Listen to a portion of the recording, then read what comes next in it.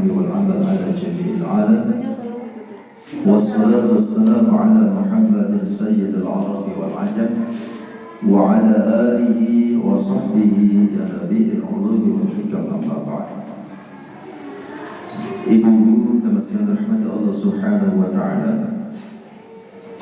Alhamdulillah, yang pertama dan utama tentu kita senantiasa memanjatkan rasa syukur kita kepada Allah Subhanahu wa taala atas segala limpahan nikmat dan karunia kepada kita semua, sehingga pagi hari ini kita bisa kembali hadir di majlis yang mulia dan penuh barakah ini dalam rangka insyaallah mempererat ikatan silaturahim di antara kita, dan tentu kita niatkan pula untuk thalabul ilmi. Mudah-mudahan langkah kaki kita ke majlis ini akan tercatat sebagai amal saleh yang dapat meringankan beban kita di hari kiamat nanti. Amin ya rabbal alamin.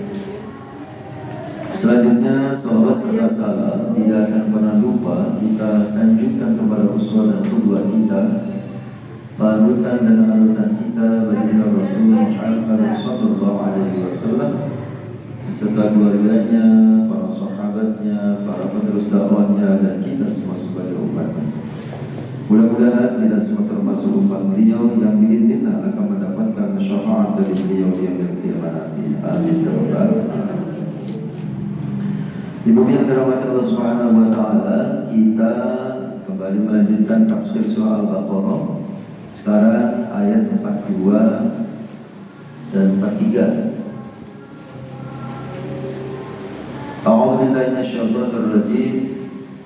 Wa la talbisul haqqo bil batili wa taktumul haqqo wa antum ta'lamun. Wa aqimus sholata wa atuz zakata warka'u ma'ar raki'in. Dan janganlah kalian mencampur adukan yang hak dengan yang batil, dan janganlah kalian menyembunyikan yang hak itu sedangkan kalian mengetahui. Dan dirikanlah sholat, tunaikanlah zakat, dan rukuklah bersama orang-orang yang rukuk. Dalam ayat ini Allah Subhanahu wa ta'ala melarang orang-orang Yahudi untuk sengaja mencampur adukan kebenaran dan kebatilan, serta melarang tindakan mereka menyembunyikan kebenaran dan menampakkan kebatilan. Jadi Allah Subhanahu wa taala mengatakan, janganlah kalian mencampur adukan yang hak dengan yang batil. Janganlah kamu menyembunyikan yang hak sedangkan kamu mengetahui. Ini masih terkait dengan orang Yahudi. Jadi orang Yahudi itu mereka sebetulnya sudah tahu kebenaran. Kebenaran yang dimaksud adalah tentang akan diutusnya Nabi terakhir yang bernama Muhammad Rasulullah SAW, dengan kitab sucinya Al-Quran dan agamanya yang bernama agama Islam. Dan itu kebenarannya. Dan Allah melarang mereka mencampur adukan kebenaran itu dengan kebatilan, dengan kebohongan-kebohongan. Kemudian Allah juga melarang mereka menyembunyikan kebenaran dan menampakkan kebatilan.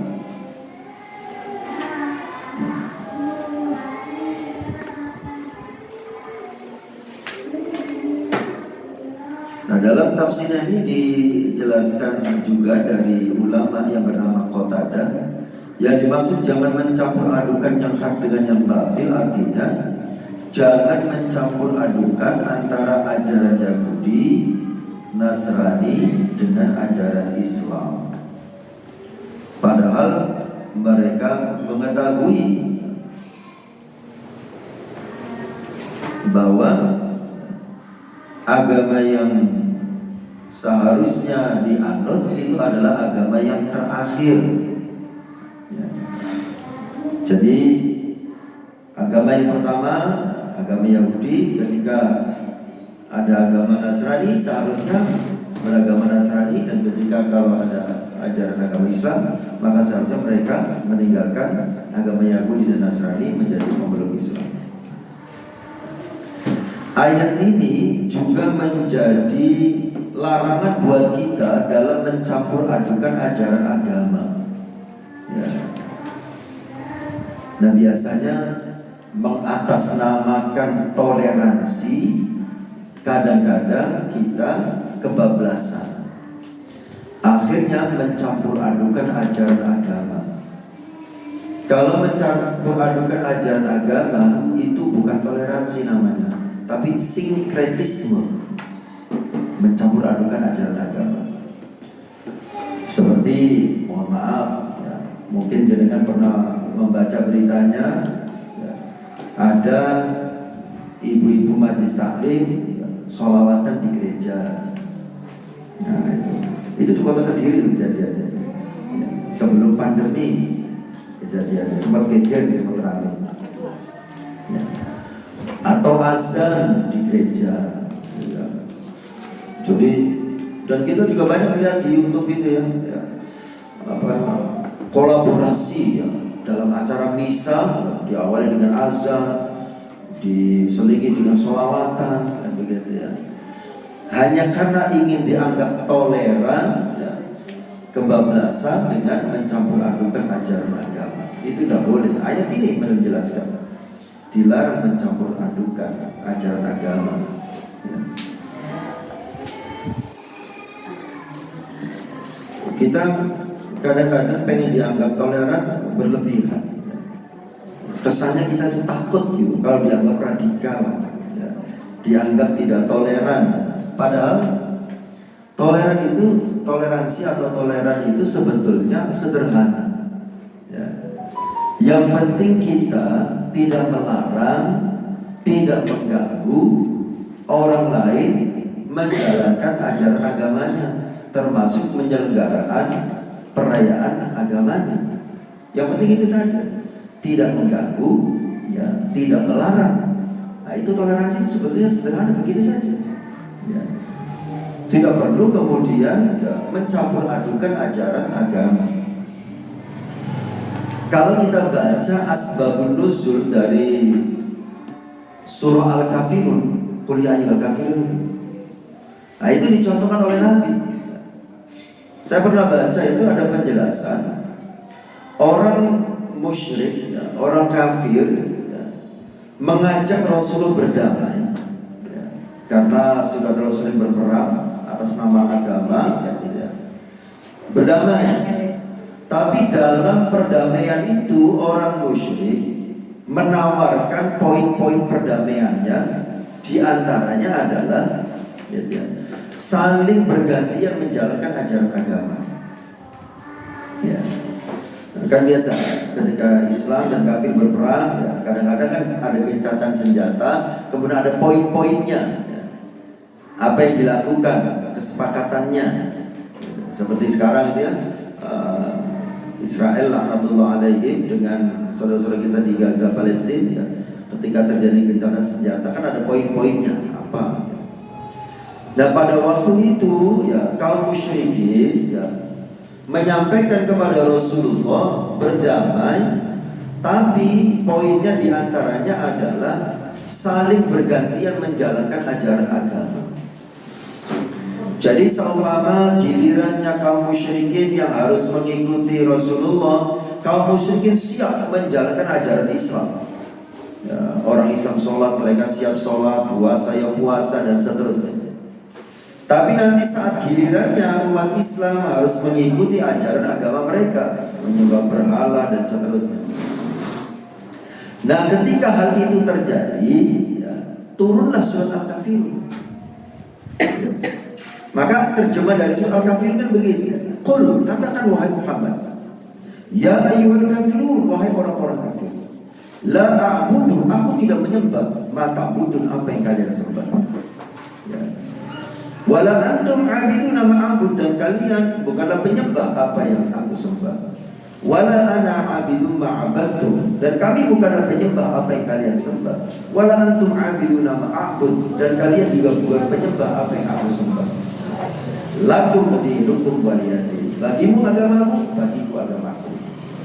Allah memerintahkan Rasulullah untuk menolak mentah-mentah ketika ada upaya mencampur adukan ajaran agama. Ya, zaman sekarang, Masya Allah kita melihatnya. Begitu ya. Kadang-kadang ada ormas pemuda Islam gitu ya, pada saat acara menuju misa gitu ya, yang mengarah patung salib gitu ya. Nah itu yang mengangkat simbol salib itu adalah ormas Islam, ormas pemuda yang sangat terkenal. Begitu ya. Dia yang mengusung itu ya, dengan sangat bangganya ya, untuk menunjukkan bahwa mereka toleran ya. Menurut pemahaman saya itu sudah kebablasan gitu ya. Sebetulnya toleran itu menghormati. Menghormati itu caranya tidak mengganggu, tidak melarang, tapi bukan berarti kita ikut mengerjakan apa yang mereka kerjakan gitu ya. Contohnya saya suka kopi, jenengan suka teh ya. Nah, toleransi itu bagaimana? Ya sudah, biarkan masing-masing sesuai dengan kesukaannya. Saya suka kopi, ya saya minum kopi. Jenengan jangan maksa saya minum teh. Jenengan suka teh, ya silakan minum teh. Saya tidak akan memaksa jenengan minum kopi ya. Lalu biar kita toleran, kita campurlah kopi sama tehnya ya. Lah seperti apa rasanya itu kopi sama teh dicampur? Gitu ya. Gak jelas kan gitu ya. Begitu lah ajaran agama, gak bisa dicampur aduk gitu. Ya masing-masing saja gitu ya. Ya. Nah itu kadang-kadang kita kebablasan gitu ya dalam menunjukkan toleransi. Padahal sebetulnya toleransi itu sederhana. Dan umat agama lain yang Nasrani ataupun apapun yang memahami batasan-batasan beragama sama pernyataannya seperti ini gitu ya. Seperti ada di podcast seorang pendeta, kemudian ada Buya Yahya, terus ada siapa lagi itu yang maaf sebetulnya Syiah gitu ya, Habib Ja'far gitu ya, bertiga podcast bareng gitu ya. Ya itu saling menghormati, itu yang dimaksud adalah dengan membiarkan dan tidak saling melarang, tapi bukan berarti dengan mencampur adukan. Bahkan yang pendeta itu juga mengatakan tidak perlu umat Islam mengucapkan selamat Natal dan seterusnya kalau itu memang dilarang dalam keyakinan agama Islam. Nah kita itu kan kadang-kadang begitu supaya dianggap toleran, batas-batas beragama itu dirabas gitu ya, dilanggar. Padahal jelas di sini jangan campur adukan al-haq dengan al-batil, dan jangan sembunyikan al-haq padahal kalian mengetahuinya gitu. Waqimus shalah, kemudian mereka itu diperintahkan mendirikan sholat, wa atuz zakah, dan mereka diperintahkan menunaikan zakat dan ruku bersama orang-orang yang ruku. Nah ini juga menjadi perintah buat kita, tidak hanya untuk Yahudi. Jadi Yahudi ketika diperintahkan sholat, diperintahkan zakat, diperintahkan ruku, ini maksudnya mereka supaya masuk Islam, disuruh masuk Islam ya, agama lamanya ditinggal, sudah expired kan begitu ya. Ketika sudah ada agama baru, kitab suci baru, yang lama itu sudah tidak berlaku gitu. Dan sebetulnya sudah ada perjanjian mereka dengan Allah Subhanahu wa Ta'ala terkait dengan hal itu gitu. Nah ini juga perintah buat kita mendirikan sholat, kita menunaikan zakat dan ruku bersama orang-orang yang ruku. Artinya ini perintah untuk sholat jamaah. Kalau ruku jangan sendirian. Warka'u ma'ar raki'in, rukulah kalian bersama dengan orang-orang yang ruku. Tapi ini untuk laki-laki maksudnya gitu ya. Jadi hukum sholat berjamaah laki-laki dan perempuan itu beda. Kalau laki-laki itu perbedaan pendapat ulama ya, mengenai hukum sholat berjamaah bagi laki-laki itu ada dua perbedaannya. Yang satu mengatakan wajib, yang satu mengatakan sunnah muakkadah. Kalau perempuan bukan sunnah atau wajib sholat berjamaah di masjid atau musola. Perbedaan pendapat ulama itu antara boleh atau tidak boleh ya, bukan sunnah atau wajib ya, boleh apa enggak ya. Nah itu ada yang membolehkan dan ada yang melarang ya. Karena dari banyak hadis dikatakan yang paling bagus ya sholat di rumah. Di rumah dibatasi lagi, di ruangan khususnya untuk sholat kan begitu ya. Tetapi Tapi ada juga yang membolehkan ya, karena ada hadisnya jangan larang ya istri kalian untuk sholat berjamaah ya. Nah akhirnya dikompromikan oleh para ulama, boleh sholat berjamaah di masjid atau di musola asal tidak menimbulkan fitnah gitu ya. Fitnah itu artinya kekacauan ya. Kalau gara-gara jaringan ke musola terjadi kekacauan ya, itu berarti fitnah ya.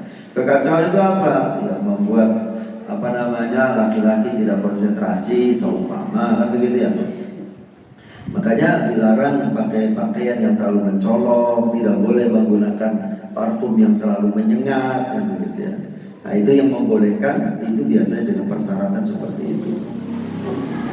Baik, ini tafsir dari Al-Baqarah 42 dan 43.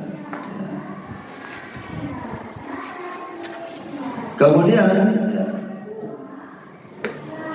satu ayat lagi. Kok satu ayat lagi? Karena setelah ini selingan ya, selingan terkait nanti tentang Lailatul Qadar ya. Bagi yang belum sempat mengikuti materi ini di Al-Istiqomah ya, Majelis Taklim Istiqomah ya, bisa memperhatikan materi ini. Kalau yang sudah kemarin ya untuk memantapkan kembali. Tapi kalau mau izin pulang ya boleh, oh itu mana materinya tak boleh, tak apa-apa. Ya. Baik. Al-Baqarah 44. Atamuruna an-nasa bil birri wa tansawna anfusakum wa antum tasluna al-kitab afala taqilun. Mengapa kamu menyuruh orang lain mengerjakan kebaikan sedangkan kamu melupakan diri ya, maksudnya melupakan kewajibanmu sendiri padahal kamu membaca Alkitab, maksudnya Taurat. Maka tidakkah kamu berpikir ya, ini ayat ini secara khusus awalnya memang untuk orang Yahudi ya. Jadi orang Yahudi ditanya oleh Allah, kenapa kalian menyuruh orang lain mengerjakan kebaikan sedangkan kalian melupakan kewajiban diri kalian sendiri padahal kalian membaca Alkitab ya. Tidakkah kamu berpikir ya. Nah ini dalam tafsirnya dijelaskan ya. Allah bertanya, wahai sekalian ahli kitab, apakah pantas kalian menyuruh manusia untuk berbuat kebaikan sedangkan kalian melupakan diri kalian sendiri? Kalian tidak melaksanakan apa yang kalian perintahkan kepada mereka padahal kalian membaca Alkitab dan mengetahui kandungannya yang berisi ancaman bagi orang yang mengabaikan perintah Allah. Apakah kalian tidak memikirkan apa yang kalian lakukan untuk diri kalian itu hingga kalian terjaga dari tidur dan mata kalian terbuka dari kebutaan ya. Nah ayat ini juga berlaku buat kita ya. Jadi ayat ini berisi celaan atas amar ma'ruf yang tidak diiringi dengan pengamalan. Kita menyuruh orang lain melakukan kebaikan tapi kitanya sendiri tidak melakukannya. Nah nanti kan terkait dengan ayat apa itu, kabulu maqtan, innallahi an taqulu ma la taf'alun ya, kemurkaan akan Allah berikan kepadamu ya, ketika kamu mengatakan sesuatu yang kamu tidak lakukan. Jadi usahakan ya, ketika kita menyuruh ya, seseorang melakukan kebaikan ya, kita pun melakukannya ya, seperti kepada keluarga kita ya, kepada anak-anak kita ya. Anak-anak kita itu yang lebih mudah itu diberi contoh ya, daripada diperintah sementara mereka melihat kita tidak mengerjakannya ya. Ibunya lagi asik pegang HP gitu ya, nyuruh anaknya baca Quran. Mas, lali apa piye kata ustazah kalau bulan Ramadan banyak-banyak baca Quran. Ibunya lagi HP-an. Gitu ya. Itu kalau anaknya yang berani jawab, lah ibu nyapo. Gitu ya. Jadi kadang-kadang ibunya jawab, ibu ini tidak lagi main HP, ibu ini lagi ngurusin bisnis, ini ada orderan gitu. Dia buat jajan kamu juga, buat makan kamu. Jawab panjang lebar gitu. Walau anaknya nggak butuh jawaban seperti itu gitu. Ya, anak itu cuma butuh contoh kan begitu ya. Ya, makanya sebaiknya ya, kalau kita sibuk ber-HP ya, usahakan jangan terlalu ditampakkan di depan anak-anak. Sehingga pada saat kita menyuruh mereka melakukan kebaikan, gitu ya, mereka manut. Ya. Atau anak lagi sudah ada azan, ya. Bapaknya lagi asik pegang remote nonton TV, Mas, itu sudah ada azan. Gitu. Kata ustazah di sekolah biaya kalau ada azan. Kalau anaknya beranjak ke bapak nyapo, gitu ya. Nyuruh sholat jamaah tapi bapaknya pegang remote TV, gitu ya. Ya, nah ini ya. Atamuruna nasa bil birri wa tansawna anfusakum. Ya. Ya, kenapa kalian menyuruh orang melakukan kebaikan sementara kalian melupakan kewajiban untuk diri sendiri? Ya. Jadi usahakan ya, kita dalam menyuruh kebaikan kepada orang lain, kita pun melakukannya. Atau paling tidak kita punya niat yang kuat untuk melakukannya.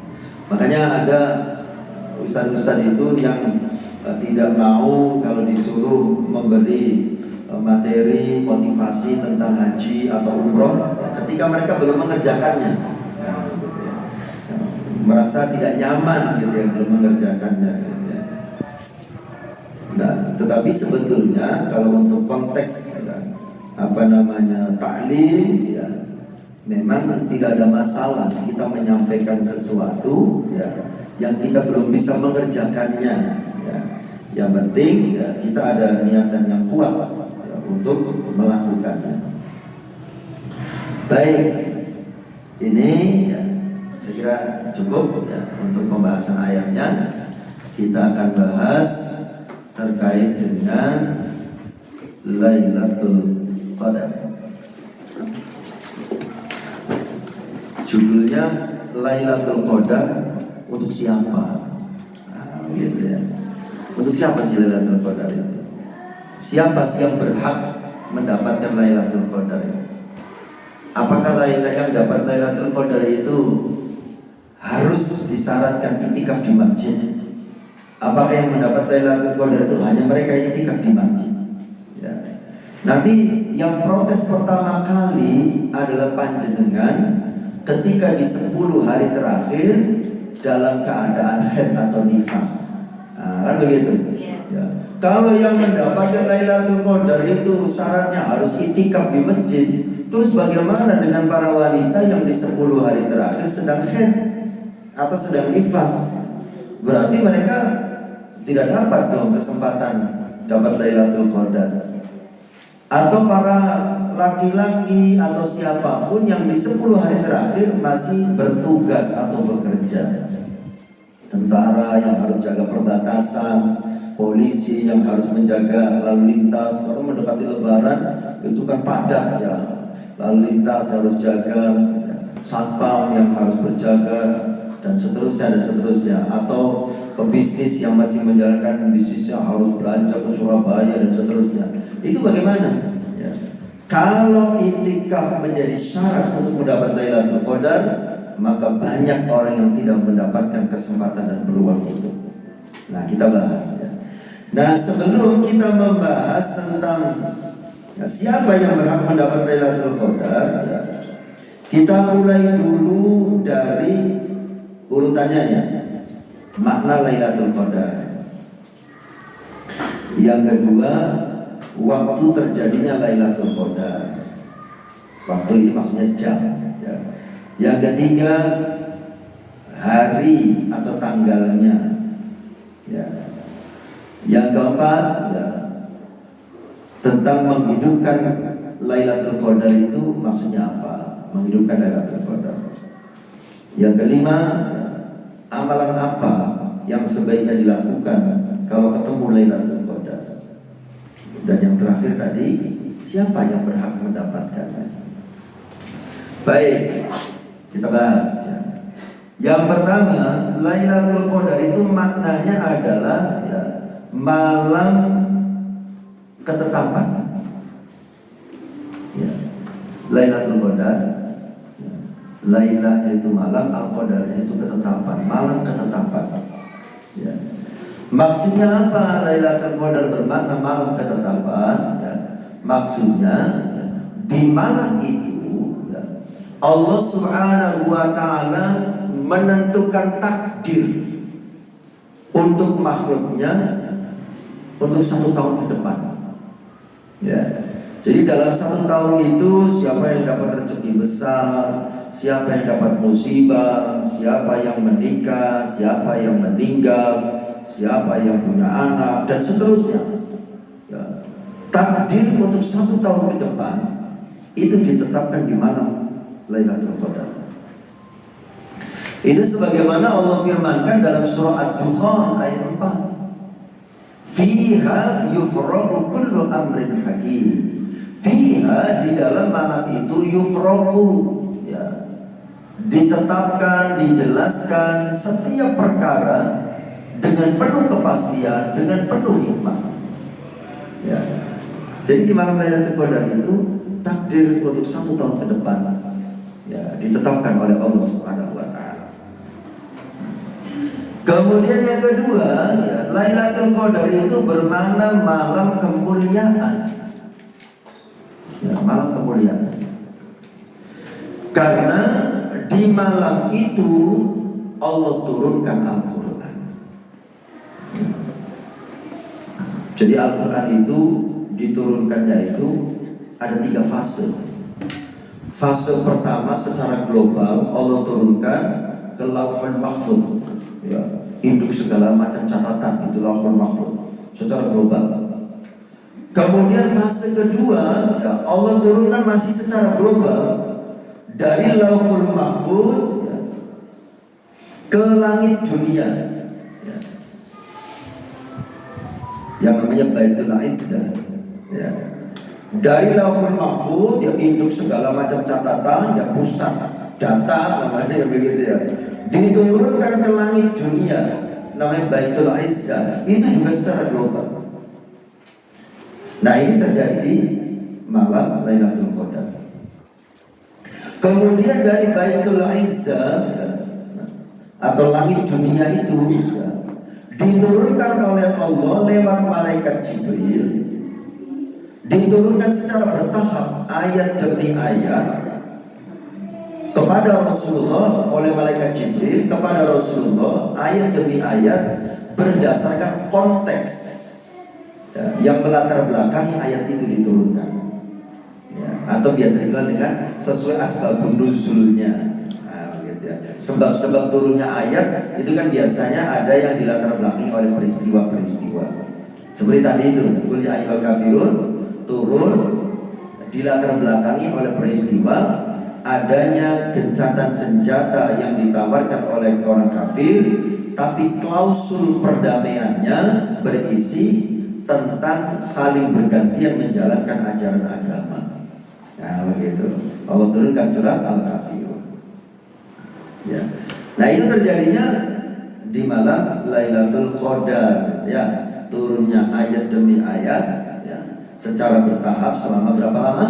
Selama Nabi menjadi Nabi dan Rasul, berarti 23 tahun ya. Nah itu terjadi di malam Lailatul Qadar. Yang ketiga, Lailatul Qadar itu bermakna malam yang sempit. Kenapa dimaknai malam yang sepi? Karena pada malam itu semua malaikat pada turun ke bumi, termasuk malaikat Jibril. Di malam Lailatul Qadar itu malaikat turun. Ya.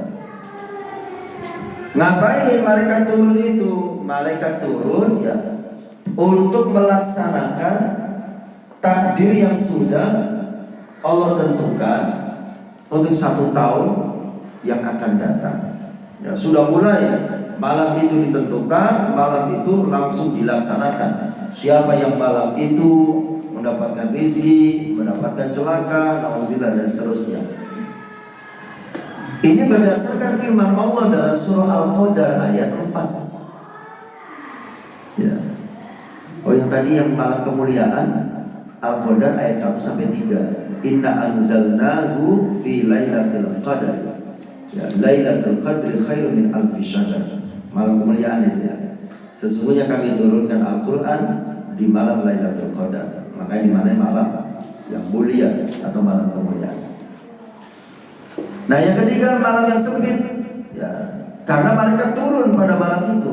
Dalam Al-Qadar ayat 4, tanazzalul malaikatu warruhu fiha bi'idzni rabbihim min kulli amr. Para malaikat dan ar-ruh itu malaikat Jibril yang dimaksud, turun ya, ke dunia bi'idzni rabbihim dengan izin Tuhan mereka, min kulli amr, untuk melaksanakan segala urusan ya. Jadi malam itu sempit, malaikat pada turun. Nah kemudian berikutnya Lailatul Qadar itu waktunya jam berapa? Terjadinya jam berapa? Nah ini banyak yang salah di dalam memahami terjadinya Lailatul Qadar. Ada yang menganggap Lailatul Qadar itu ya, seperti makhluk yang datang sebentar kemudian pergi lagi, kemudian pergi lagi ya. Sehingga karena Lailatul Qadar itu tidak jelas datangnya jam berapa, kan begitu ya, akhirnya ditungguin begadang sampai pagi tidak tidur, karena menunggu dan berburu datangnya Lailatul Qadar, ditungguin nggak tidur sampai pagi. Karena menganggap Lailatul Qadar itu seperti sesuatu yang datangnya cuma sebentar kemudian menghilang, akhirnya ditungguin nggak tidur. Nah itu salah paham itu ya. Yang namanya Lailatul Qadar, Lailah itu kan artinya malam, kan begitu ya. Dan yang namanya malam definisinya adalah ya, lawan dari siang. Nah, gitu ya. Jadi sehari 24 jam itu dibagi dua. Ada waktu siang, ada waktu malam ya. Waktu siang ya berarti taruhlah gampangannya dari subuh sampai maghrib. Waktu malam berarti ya dari maghrib sampai subuh. Jadi Lailatul Qadar itu terjadinya sepanjang malam gitu.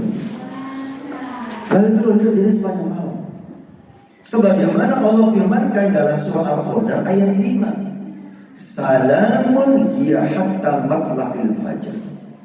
Kedamaian itu terjadinya sampai terbitnya fajar ya, sampai pagi. Itu Lailatul Qadar.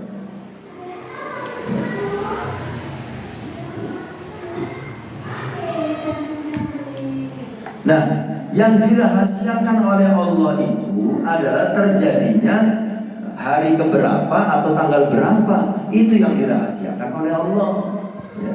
Kalau terjadinya ya sepanjang malam ya, Lailatul Qadar itu. Dan yang dimaksud dengan orang yang mendapat Lailatul Qadar itu adalah orang yang malam itu beribadah kepada Allah dan ibadahnya diterima oleh Allah Subhanahu wa Ta'ala ya. Jadi tidak melihat jamnya, yang penting malam itu dia beribadah dan ibadahnya diterima oleh Allah. Jadi bisa jadi beribadahnya dengan sholat isya ya, beribadahnya dengan sholat tarawih, beribadahnya dengan sholat witir, beribadahnya dengan sholat baca Al-Quran. Pokoknya dia beribadah di malam itu dan ibadahnya diterima oleh Allah Subhanahu wa Ta'ala. Ibadahnya jam berapa saja, yang penting di waktu malam ya, balasannya isya sampai menjelang subuh. Berarti artinya ya, untuk memburu Lailatul Qadar itu intinya adalah beramallah, beribadahlah di malam itu dan usahakan kira-kira amalnya diterima oleh Allah. Nah supaya amalnya diterima oleh Allah kita kan nggak tahu. Nah bagaimana standarnya? Ya syarat rukunnya ibadahnya itu dipenuhi ya. Nah syarat diterimanya ibadah itu kan cuma dua ya kan. Pertama niatnya karena Allah, yang kedua caranya benar sesuai tuntunan Rasulullah. Jadi fokus kita itu adalah pada kualitas ibadah. Ya. Jadi yang penting malam itu kita beribadah dan lakukan ibadah itu sebaik-baiknya. Ya. Terserah jam berapa ibadahnya, yang penting malam. Ya. Dan sebaiknya ya, ketika kita berburu Lailatul Qadar itu ya, tetap membagi waktu itu secara proporsional. Ya. Tetap membagi waktu itu secara proporsional. Masih ingat ya?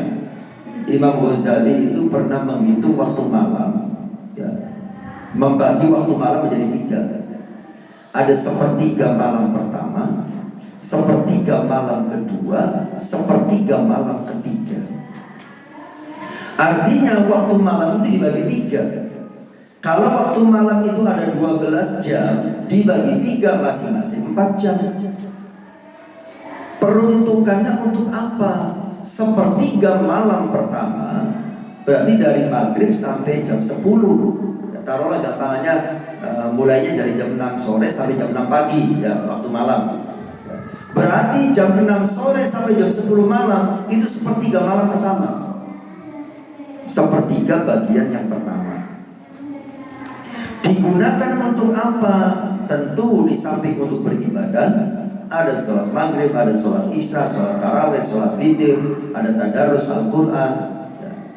Juga digunakan untuk berinteraksi dengan manusia ya, saling menyapa, saling bicara gitu ya, menghadiri undangan ya, ngobrol dengan keluarga ya, tadarus bersama gitu ya, mau di musola atau di rumah gitu ya.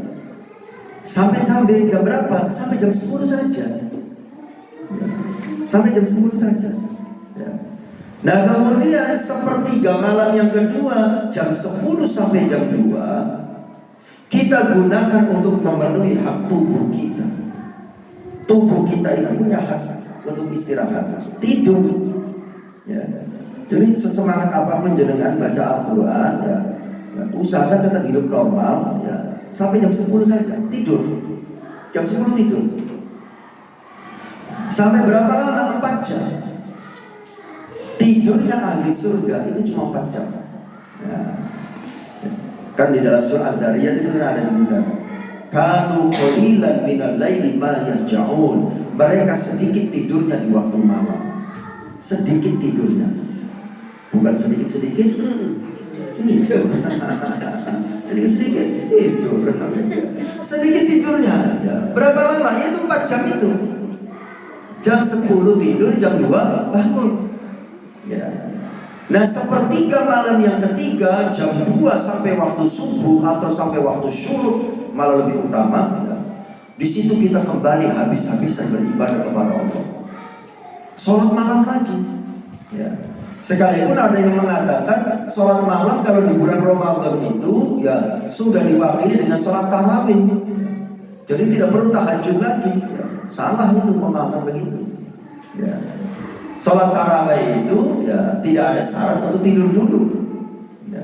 Kalau sholat tahajud itu ada syarat harus tidur dulu. Jadi beda ya. Memang sama-sama disebut qiyamul lail atau qiyam Ramadan ya. Artinya mendirikan malam, sholat di waktu malam ya. Tapi ada perbedaan. Makanya saya lihat itu ada YouTube-nya Ustaz Adi Hidayat ya. Beliau mengatakan ya, usahakan selama bulan Ramadan 1 bulan penuh itu tetap sholat tahajud sekalipun cuma 2 rakaat gitu ya. Nggak usah witir lagi karena witirnya sudah dikerjakan setelah tarawih. Jadi sebaiknya witir itu tetap bareng sama imam. Jadi kita sholat di masjid atau di musola, usahakan sampai selesai bareng sama imam ya. Imam witir ya kita witir. Karena banyak orang yang menunda witir ya nanti aja witirnya setelah tahajud di malam hari. Itu tidak utama itu. Ya, tetap witir bareng imam diselesaikan. Malam sholat tahajud tadi nggak apa-apa, tapi tidak boleh witir lagi. Ya, tidak boleh ada 2 witir dalam 1 malam. Nah, gitu ya. Jadi tahajud lagi, ya, 2 rakaat nggak apa-apa. Dari jam 2 sampai waktu subuh habis-habisan kita beribadah lagi di situ. Jadi habis-habisan beribadahnya itu bukan sebelum tidur, ya. Kan banyak orang ya, jam 10 gak mau tidur, saya masih kuat gitu ya. Terus tilawah, jam 11 masih kuat, terus tilawah sampai jam 12 baru tidur ya. Bangun-bangun jam 4 mendekati subuh ya. Kan begitu, karena terlalu malam tidurnya. Kalau bangun jam 2 gak enak badan gitu ya. Nah makanya diatur gitu ya. Jam 10 udah istirahat, tidur jam 10, bangun lagi jam 2. Nah begitu ya. Di samping jam 2 itu kalau yang belum masak silakan masak dulu gitu ya. Sudah beres masak gitu ya, membangunkan keluarga ya. Kalau yang tidak mau sholat tahajud seumpama gitu ya, masih anak-anak semua ya, ya dibangunkan mendekati subuh saja, 3:30 semuanya. Karena sahur lebih utama diakhirkan, kan begitu ya. Ya 3:30 dibangunkan. Nah jenengan yang sudah masak dari jam 2 itu ya, enaknya masak dulu ya, biar sholatnya nanti tenang. Sudah masak, sudah beres, sudah rapi semua gitu ya. Ya jenengan sholat. Ya gitu, sholat bermunajat habis-habisan di situ. Ya selesai sholat, kemudian baca Al-Quran, ya selesai baca Al-Quran, kemudian baca istighfar. Nah istighfar yang paling utama itu di situ. Ciri ahli surga ya, itu dalam Ad-Dzariyat ya. Jadi nanti bisa baca lagi antara ayat 15 sampai ayat 19 surat Ad-Dzariyat. Itu tentang ciri ahli surga. Yang pertama, kanu qalilan minal laili ma yahja'un. Mereka sedikit tidurnya di waktu malam. Yang kedua, wa bil ashari hum yastaghfirun. Di waktu sahur mereka banyak beristighfar. Nah itu di waktu sahur itu banyak beristighfar, mohon ampun kepada Allah. Itu waktu istighfar yang paling bagus di situ. Ya sekalipun 24 jam kita boleh lah istighfar di jam berapa saja. Tapi salah satu waktu yang ideal, yang utama disebutkan dalam Al-Quran, itu di waktu sahur beristighfar. Ya setelah beres semua sholat gitu ya, 2 rakaat saja tidak apa-apa, barangkali lelah gitu ya, 2 rakaat kemudian baca Al-Quran ya. Masih ingat ya, harus ada target khatam minimal 1 kali ya, minimal 1 kali khatam. Insya Allah bisa, asal diatur ya, asal diatur. Seperti mungkin jaringan pernah tahu, pernah mendapat penjelasan. Untuk khatam 1 kali ya, di bulan Ramadan itu ya, kita bagi ya, 1 bulan 30 hari gitu ya, 1 hari 1 juz. 1 juz itu cuma 10 lembar kalau Al-Quran yang standar itu. 10 lembar dibagi 5 ya, subuh, zuhur, asar, maghrib, isya. Nah berarti masing-masing 2 lembar. Subuh 2 lembar, zuhur 2 lembar, sampai isya itu 2 lembar. 5 kali itu kan berarti 10 lembar. Nah setiap sholat 2 lembar, 2 lembar itu dibagi lagi ya. Sebelum sholat subuh 1 lembar saja, biar gak berat. Itu begitu caranya. Sebelum subuh 1 lembar. 1 lembar itu cuma 2 muka, 2 halaman. 2 halaman itu gak nyampe 10 menit gitu ya. Selesai subuh 1 lembar lagi. Nah gitu, jatah subuh selesai, kan begitu ya. Kemudian zuhur, sebelum sholat zuhur 1 lembar. Selesai sholat zuhur 1 lembar, jatah zuhur selesai. Sebelum asar 1 lembar, selesai asar 1 lembar saja, jatah asar selesai. Maghrib mungkin repot ya. Oke, jatahnya maghrib kita tinggal, tidak kita baca, dirapel di isya gitu ya. Isya, sebelum isya mungkin masih repot gitu ya, setelah tarawih. Jatah maghrib dan jatahnya isya dibaca setelah tarawih, cuma 4 lembar ya. 4 lembar itu ya gak nyampe 1 jam gitu ya, paling 15 saja. Padahal kita berinteraksi dengan HP kan betah berjam-jam gitu ya. Kita kalau pegang HP gitu ya, sudah capek duduk, tiduran, terlentang. Capek terlentang, miring ke kanan. Udah capek, miring ke kiri lagi gitu. Masih pengen lagi berdiri kalau matu kan gitu ya. Masya Allah. Itu HP kayak ada lemnya, itu gak lepas-lepas gitu ya.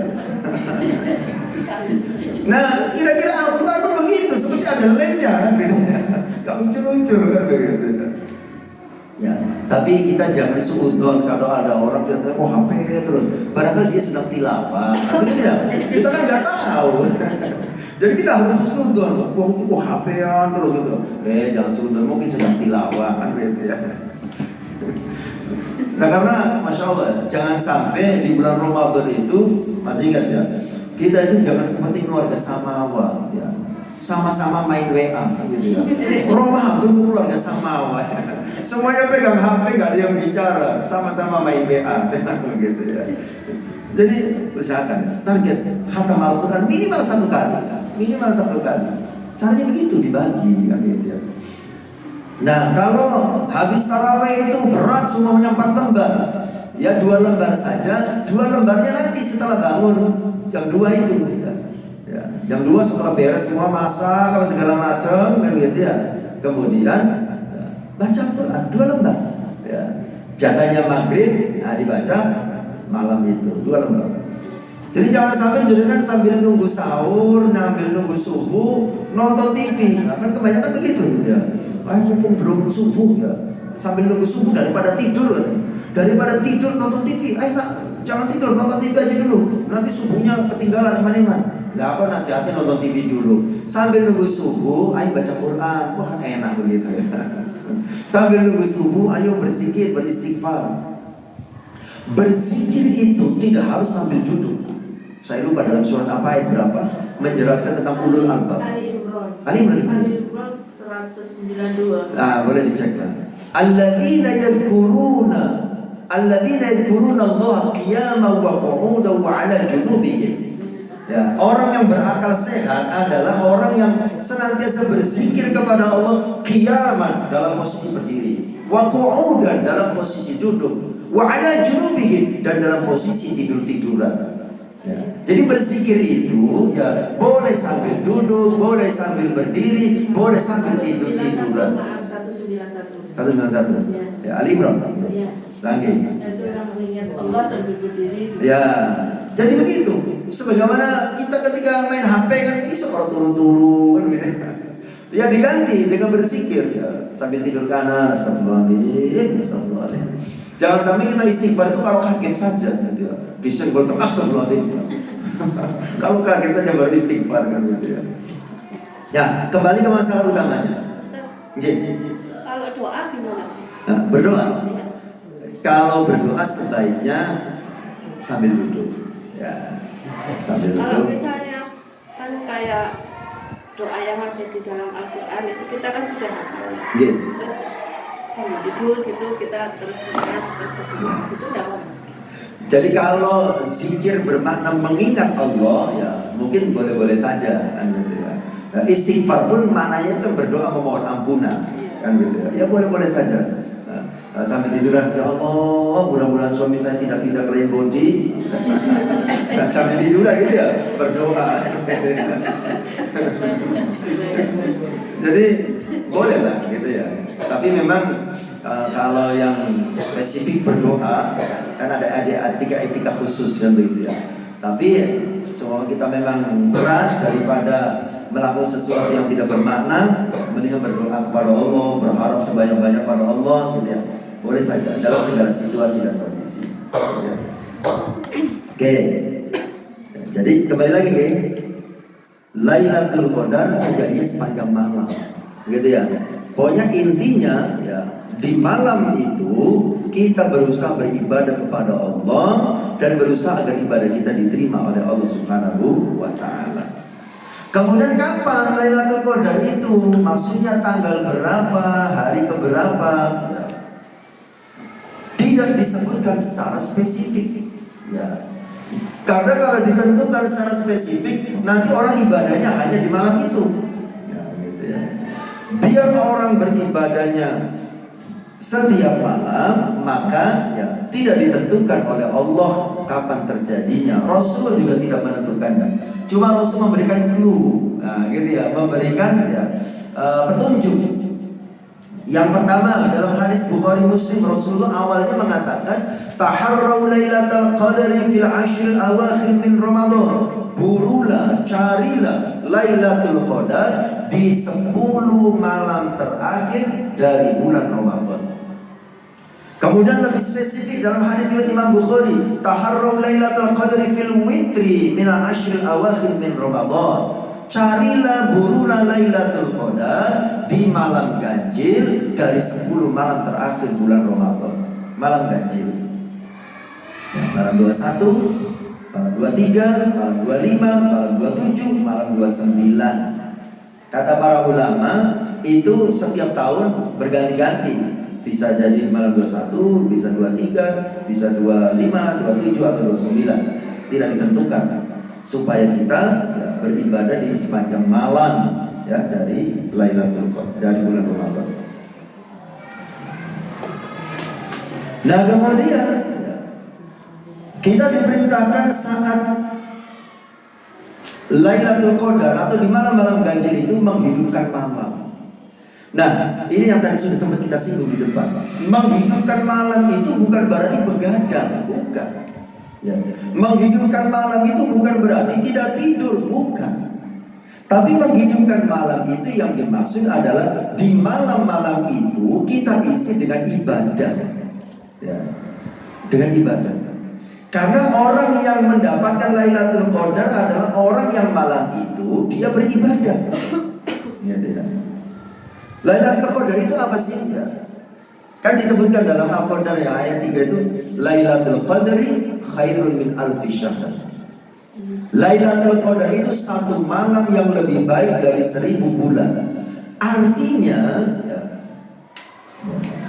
orang yang beramal, kan tadi dikatakan orang yang mendapat Lailatul Qadar adalah orang yang malam itu beramal.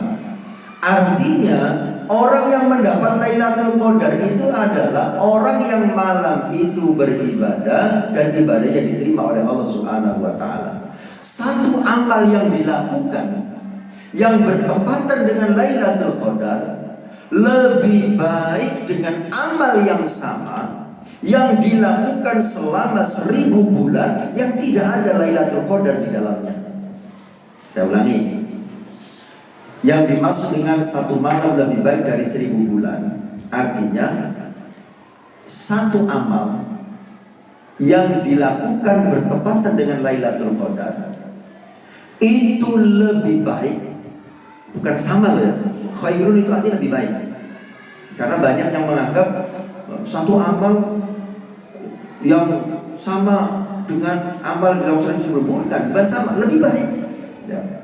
Satu amal yang dilakukan bertepatan dengan Lailatul Qadar itu lebih baik dengan amal yang sama yang dilakukan selama 1000 bulan. 1000 bulan itu kalau digenapkan itu 83 tahun. Ya. Jadi seumpama gitu. Kita sholat 2 rakaat. Ya. Bertepatan dengan Lailatul Qadar. Ya. Entah malam 21, 23, 25, 27 atau 29 dan sholat 2 rakaat bertepatan dengan Lailatul Qadar. Itu pahalanya ya, lebih baik dari sholat yang dilakukan selama 1000 bulan yang tidak ada Lailatul Qadar di dalamnya. Nah itu. Kita baca Al-Quran bertepatan dengan Lailatul Qadar. Padahal baca Al-Qurannya tadi cuma membaca sesuai jatah, gitu ya. Habis raweh jatahnya cuma 2 lembar. Hanya membaca 2 lembar bertepatan dengan Lailatul Qadar itu pahalanya lebih baik dari membaca Al-Quran 24 jam sehari selama 83 tahun. Masya Allah, itu hebatnya Lailatul Qadar. Makanya para ulama menjelaskan Lailatul Qadar ini ya sebagai rahmat dan kasih sayang yang Allah berikan khusus kepada umatnya Kanjeng Nabi Muhammad SAW. Ya. Kenapa kita umat Kanjeng Nabi diberi keistimewaan Lailatul Qadar, sementara umat Nabi sebelumnya tidak? Nah ini perlu dipahami. Umat Nabi terdahulu itu usianya ratusan tahun. Ya. Nabi Nuh ya, itu berdakwah itu selama berapa tahun? 950 tahun, hampir 1 abad. Kan begitu ya. Nah kalau orang umurnya panjang seperti itu ratusan tahun, berarti kesempatan beramal kan banyak. Usianya panjang, berarti beribadahnya juga ratusan tahun. Gitu ya. Nah, sementara kita umat Kanjeng Nabi, kata Kanjeng Nabi ada hadisnya. Ya. A'mal ummati ya, ma baina sittina wa sab'ina. Umur umatku itu ya cuma antara 60 sampai 70. Ya. Wa qaluhum ya. Dan sedikit sekali di antara mereka itu ya, saya lupa redaksi belakangnya, tapi terjemahnya begini. Sedikit sekali di antara mereka yang bisa lebih dari itu. Usia umat Rasulullah antara 60 sampai 70. Ya, jarang, sedikit sekali yang lebih dari itu. Nah, taruhlah semuanya kita maksimal ya, jatahnya seumpama sampai 70 tahun. Syukur-syukur masih bisa lebih dari itu kan gitu ya. Artinya supaya kesempatan kita beramal lebih banyak gitu. Taruhlah cuma 70 tahun. 70 tahun itu kita beribadah berapa lama dengan usia 70 tahun? Dikurangi masa jahiliyah kita. Kita mulai terenten ibadah, mulai terenten sholat itu mulai usia berapa? Ya, lulus SMA? Ya, lulus kuliah? Atau mulai menikah? Gitu ya. Seumpama gitu ya, kita mulai tertib sholat, tertib ibadah usia 30 ya, 70 tahun ya, mulai tertib ibadah usia 30, berarti 40 tahun ya kan? Ya. 40 tahun itu berapa tahun kita gunakan untuk sholat? Ya, 40 tahun. Taruhlah sholat saja kita hitung dulu. Sholat kita berapa menit Bu? Jadi kan sholat berapa menit Bu? 1 jam. 5 menit seumpama, oke. 5 kali sholat 25 menit. Satu hari cuma 25 menit. Pada sehari 24 jam.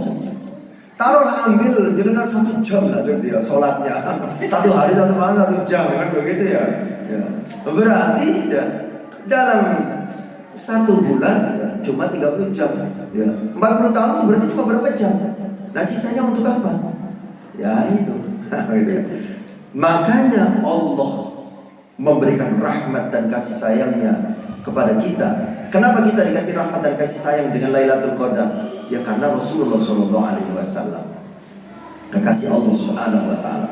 Makanya ya, kita di bulan Ramadan itu manfaatkan betul. Ya. Di seluruh hari, ya, khususnya di 10 malam terakhir bulan Ramadan memperbanyak ibadah. Karena kita berpeluang mendapatkan pelipat gandaan pahala amal. Ya.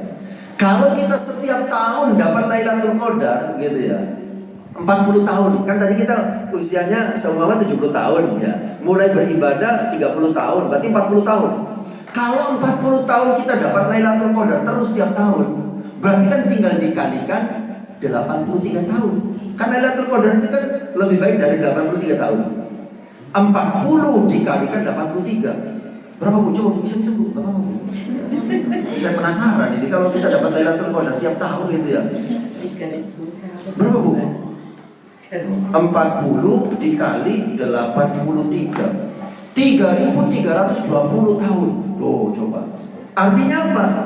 Peluang kita mendapatkan pahala melebihi umat-umat Nabi terdahulu. Umat Nabi terdahulu cuma 950 tahun, itu tidak semuanya segitu. Kan begitu ya. Semakin ke belakang kan semakin pendek gitu ya. Nah itu cuma 950 ya, tidak sampai 1000. Lah kita kalau dapat Lailatul Qadar tiap tahun berarti ada pelipat gandaan 83 tahun. Ya kan? Setiap tahun. Ya. Kalau 40 kali saja kita dapat Lailatul Qadar. Apalagi kalau jangan mulai tertib ibadah seumpama ya dari usia balik kan gitu ya.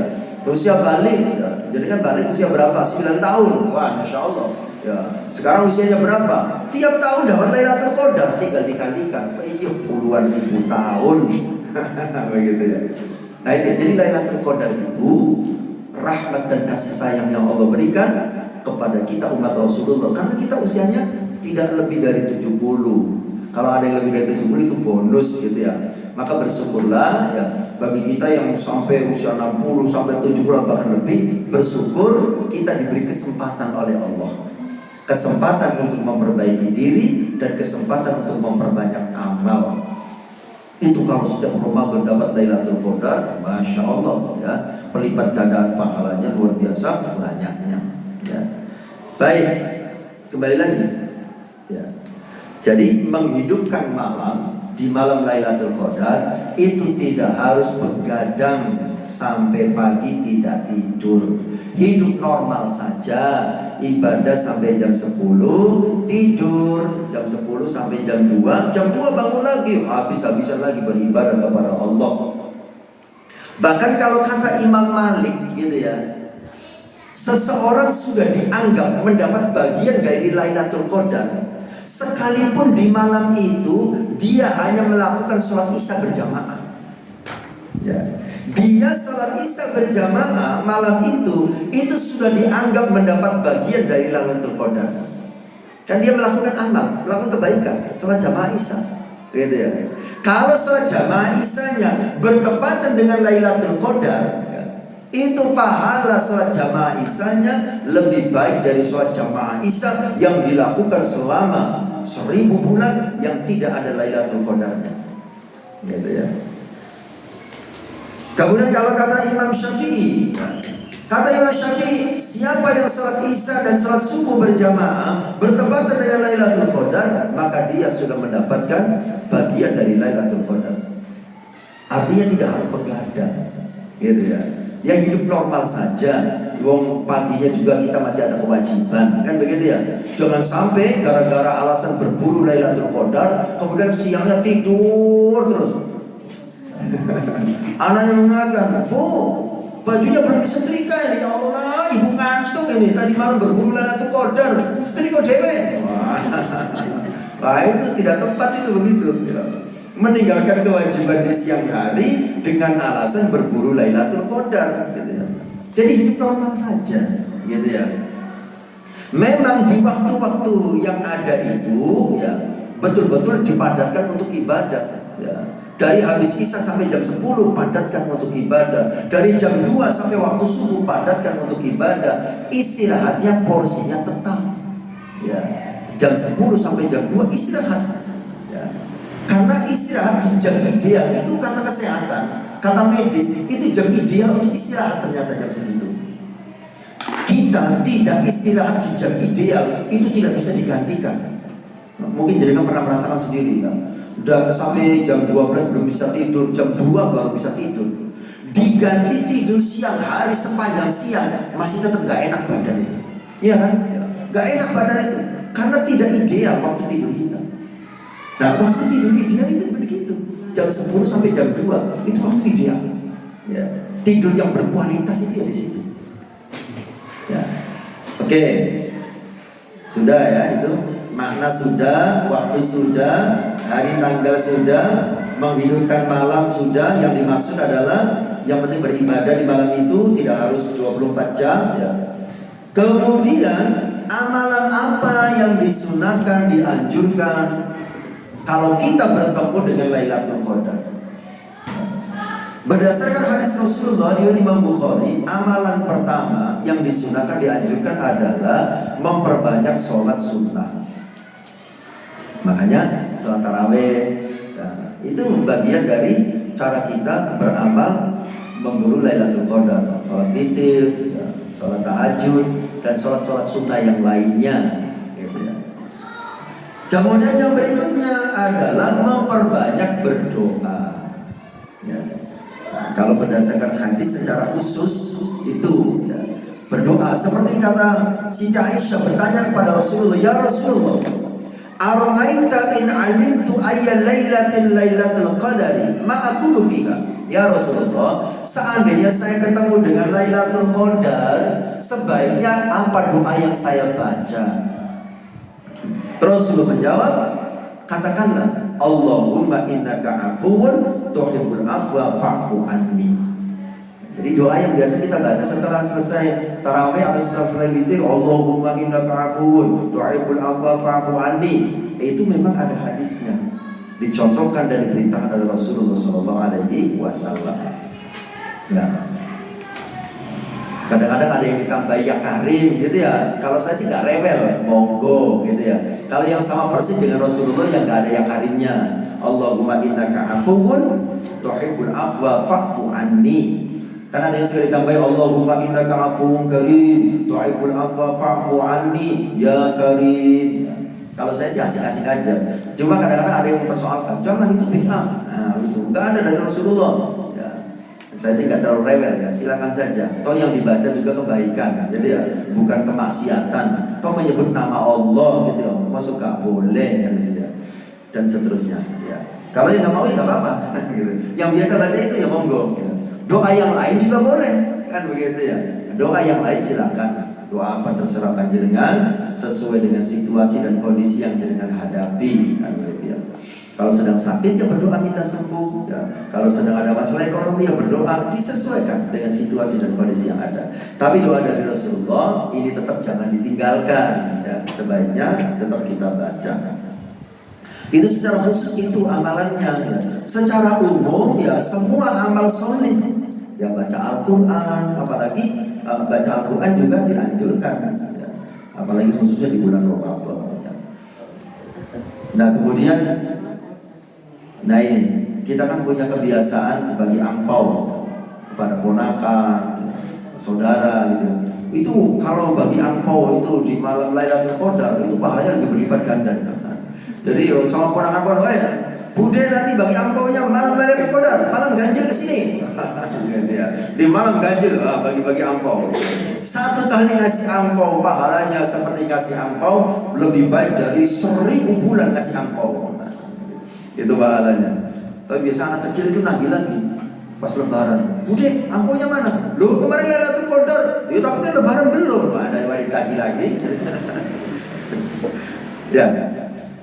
Nah kemudian terakhir, siapa yang berhak dapat Lailatul Qadar? Kan begitu. Apakah mendapat Lailatul Qadar itu harus itikaf?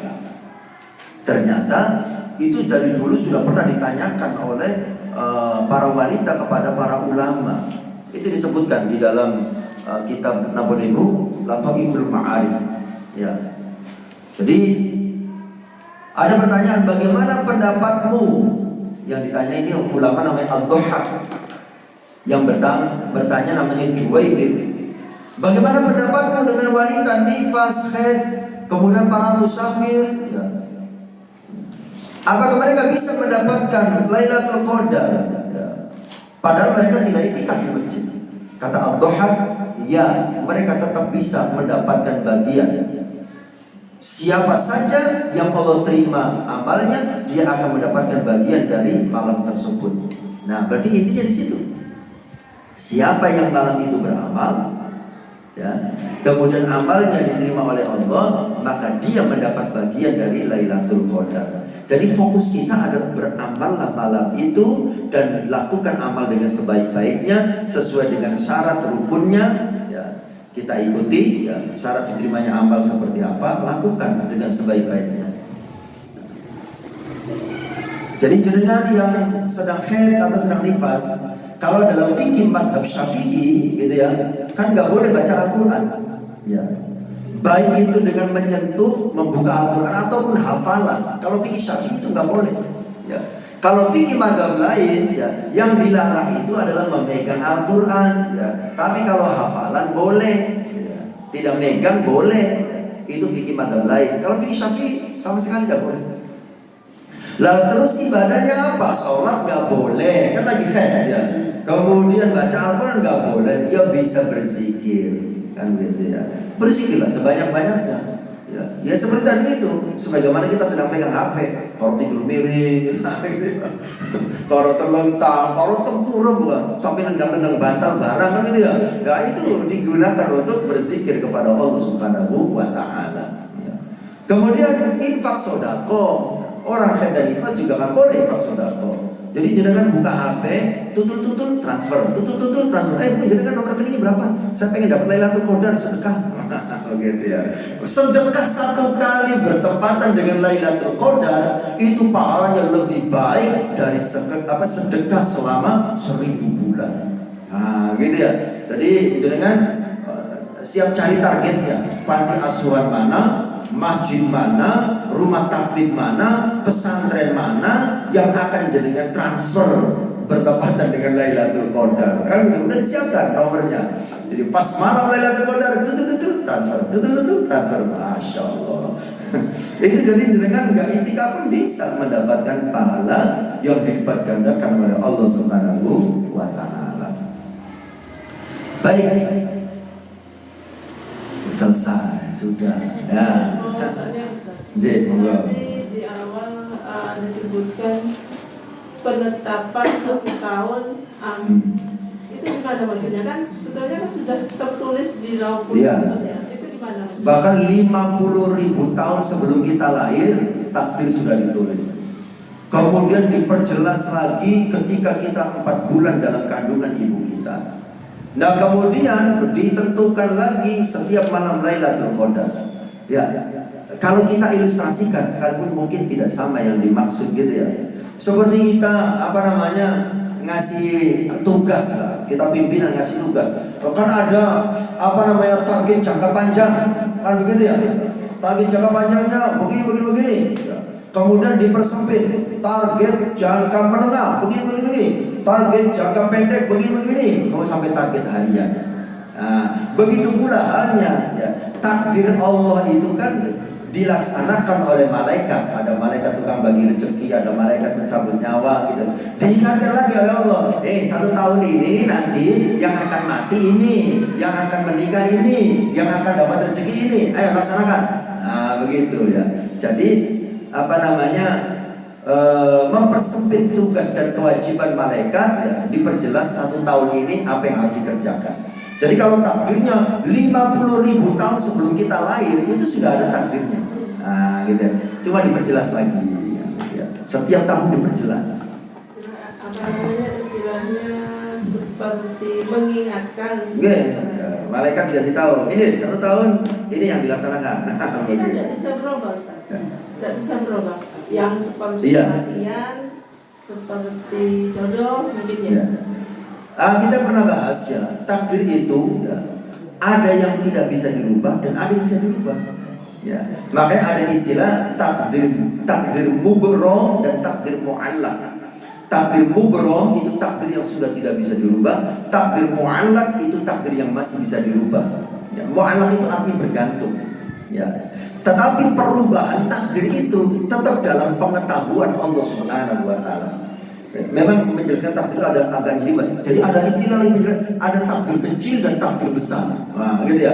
Takdir kecil ini masih bisa berubah-ubah, tapi masih sesuai dengan takdir besar yang sudah ditentukan oleh Allah. Contoh begini, ya, masalah umur, usia, ya, umur orang. Karena ada satu pemahaman dalam Al-Quran gitu ya, la yastakhiruna sa'atan wa la yastaqdimun. Ajal orang itu tidak bisa maju, tidak bisa mundur. Idza jaa ajaluhum la yastakhiruna sa'atan wa la yastaqdimun. Usia itu tidak bisa berubah. Ya, sudah tidak bisa maju, tidak bisa mundur. Kan begitu ya? Tetapi Rasulullah SAW mengatakan ya, di antara keutamaan silaturahim adalah panjang umur. Nah, itu maksudnya bagaimana? Apakah bertentangan? Saya pernah membaca untuk takdir umur itu ada 2. Orang itu takdirnya seumpamanya si A, ya, takdirnya itu 60 dan 70. Ya, 60 dan 70. Ya. Kalau dia tidak pernah melakukan amal yang bisa memanjangkan usia, gitu ya, maka 60 dia usianya. Ya. Tapi karena dia itu suka silaturahim, suka segala macam yang bisa memanjangkan umur gitu ya, maka usianya sampai 70. Nah, begitu ya. Ada satu pemahaman begitu. Ya. Ada makna yang kedua yang dimaksud dengan dipanjangkan umurnya adalah ya, orangnya sudah mati tapi kebaikannya masih diingat sepanjang masa. Ya, seperti orang-orang baik ya. Nah, itu ya contohnya Rasulullah gitu ya. Sudah 14 abad yang lalu tapi sampai hari ini kita masih menyebut-nyebut kebaikannya. Itu namanya orang yang panjang umur. Orangnya sudah kan kita juga sering ya dalam pembicaraan kita, perasaan kayak masih ada orangnya, padahal kan sudah bertahun-tahun meninggal. Kita merasakan tuh seperti ada di sekitar kita, kehadirannya. Nah, itu artinya orang saking baiknya gitu ya, sehingga kehadirannya masih tetap dirasakan oleh orang lain. Ya, jadi takdir itu ada yang masih bisa dirubah. Contoh ya, takdir mu'allaq. Ya. Seperti kita selamat atau celaka, ya, kita sama-sama tidak tahu. Ya, kita sama-sama tidak tahu. Sudah ditulis memang takdir itu. Ya, tapi kita sama-sama tidak tahu. Nah, Allah masih berhak mengubahnya. Takdir masih ada yang bisa dirubah. Itu Allah sendiri yang mengatakan. Surat Ar-Ra'd ayat 39. Ya, Ar-Ra'd ayat 39. Coba dicek. 39 atau 49, saya agak ragu. Ya. Kalimatnya begini, yamhullahu ma yasha'u wa yuthbit wa indahu ummul kitab. Yamhullahu, Allah akan menghapus. Nah, itu terang kalimat begitu, Allah akan menghapus. Apapun yasha'u yang dia kehendaki. Jadi takdir yang sudah Allah tulis, selama itu belum terjadi, Allah masih punya kewenangan untuk menghapusnya. Setelah dihapus, wa yuthbit, kemudian Allah akan menetapkan apapun yang Allah kehendaki. Wa indahu ummul kitab, dan di sisi Allah lah induk segala catatan. Jadi takdir Allah untuk sesuatu yang belum terjadi, ayat berapa? 39 ya? Yeah. Takdir Allah untuk sesuatu yang belum terjadi pasti ada peluang dan kemungkinan dirubah oleh Allah Subhanahu wa Ta'ala. Lalu apa peran kita agar Allah berkenan mengubah takdir buruk menjadi takdir yang baik? Semua tulisan takdir tentang kita itu buruk tulisannya. Apa yang harus kita lakukan agar Allah berkenan mengubah takdir buruk menjadi takdir yang baik? Dalam hadis dari Imam Tirmidzi, Rasul bersabda, la yarudul qadar illa ad-du'a. Tidak ada yang bisa mengubah takdir kecuali doa. Makanya kan Kanjeng Nabi memberikan contoh kepada kita.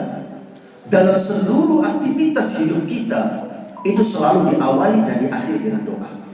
Mau makan berdoa, selesai makan berdoa. Kenapa sih Nabi kok ngajarin kita sebelum makan berdoa, selesai makan berdoa? Barangkali tulisan takdirnya ya kita keselak ya. Kemudian mati gitu ya, gara-gara keselak gitu ya. Dengan berdoa harapannya Allah mengubah takdir mati keselak gitu ya dengan takdir yang baik, akhirnya selamat gitu ya.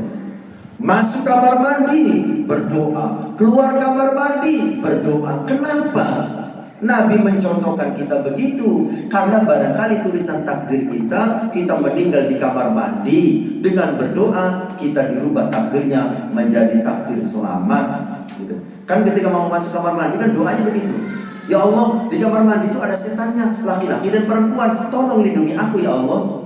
Terjemah bebasnya kan begitu. Allahumma wahai Allah, inni a'udzubika, sesungguhnya aku berlindung kepadamu minal khubuthi, dari godaan setan laki-laki, wal khabaithi, dan godaan setan perempuan.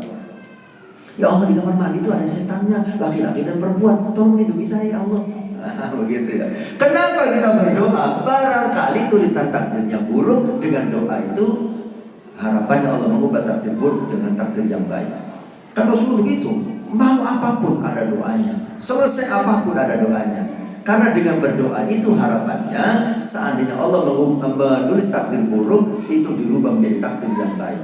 Contohnya seumpama si A, tulisan takdirnya si A itu besok celaka ya. Tetapi si A nanti malam dia berdoa, ya Allah berikan saya keselamatan, keberuntungan, kebahagiaan, dan doa-doa baik yang lainnya. Besok paginya pada subuh sebelum beraktivitas kembali berdoa, ya Allah berikan saya keselamatan, keberuntungan, dan doa-doa baik yang lainnya. Besoknya ketika Allah mau melaksanakan takdir buruk yang sudah tertulis untuk si A, karena si A sudah berdoa minta kebaikan kepada Allah, minta keselamatan, maka antara takdir buruk dengan doa baik yang tatilani bainas sama'i wal ardh, dorong-dorongan di antara langit dan bumi. Takdir buruk Allah turunkan, doa baik dipanjatkan. Kalau sudah seperti itu situasinya, tidak menutup kemungkinan surat Ar-Ra'd ayat 39 Allah berlakukan. Ya Allah, Allah cabut kembali takdir yang buruk itu. Wa yuthbit, Allah ganti dengan takdir yang baik sesuai dengan doa-doa yang dipanjatkan kepada Allah Subhanahu wa Ta'ala. Nah, makanya dulu pernah saya sampaikan gitu ya. Allah itu yang menciptakan kita, ya kan? Allah itu yang mengatur alam semesta. Allah itu yang mengendalikan semuanya ya. Nah, karena semuanya itu dalam kendali Allah Subhanahu wa Ta'ala, maka libatkan Allah dalam segala urusan kita. Libatkan Allah gitu ya. Jadi seumpama kita mau melakukan sesuatu ini sesuatu yang berat gitu ya. Jangan berkecil hati. Segala sesuatu itu ditentukan oleh Allah. Hari itu kita mau melakukan sesuatu yang berat, itu atas takdir Allah. Kalau kita merasa tidak sanggup mau melaksanakannya, minta tolong kepada yang menentukan. Ya Allah, tugas ini aman dari panjenengan. Kelihatannya saya nggak sanggup ya Allah. Maka tolong temani saya, dampingi saya, bimbing saya, mudahkan saya untuk menjalankan amanah itu. Bismillah, tawakkaltu alaika ya Allah. Insya Allah kita diberikan kemudahan. Gitu ya. Nah, libatkan Allah. Masih ingat ya kalimat bijak mengatakan, kita ini punya banyak kendala, tapi Allah yang pegang kendali. Kita punya banyak kendala, tapi Allah yang pegang kendali. Libatkan Allah dalam segala urusan, maka Allah akan berikan segala kemudahan. Kalau Allah sudah ikut andil, maka tidak ada yang mustahil. Nah, itu harus diingat kalimat itu. Kita punya banyak kendala, punya banyak keterbatasan, tapi jangan lupa Allah yang mengendalikan semuanya, gitu ya. Makanya mintalah kepada Allah, libatkan Allah dalam segala urusan, gitu ya.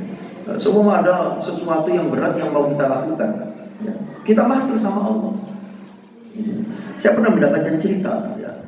Ada dua orang diutus oleh perusahaan, gitu ya, ya, untuk presentasi.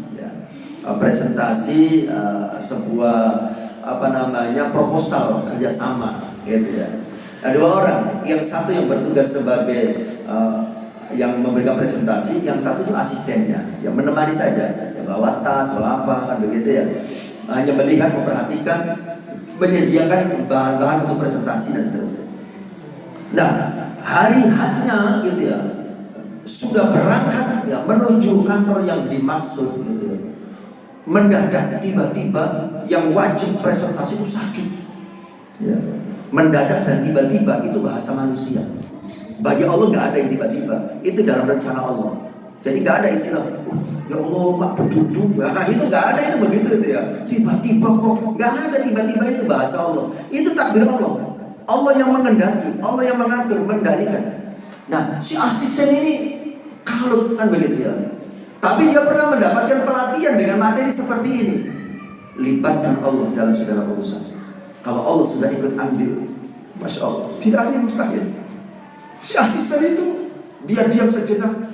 Bismillah ya Allah, ya, tolong temani aku, dampingi aku, bimbing aku ya Allah. Aku harus presentasi menggantikan teman saya. Bismillah. Allah mudahkan urusannya, dilancarkan presentasinya. Ya. Kalau Allah sudah berkehendak, Masya Allah, tidak ada yang susah, ya. Kalau Allah sudah ikut andil, tidak ada yang mustahil, ya. Hal seperti ini harus tertanam dalam hati kita, ya. Supaya kita tidak gampang berkecil hati menghadapi apapun dalam hidup kita.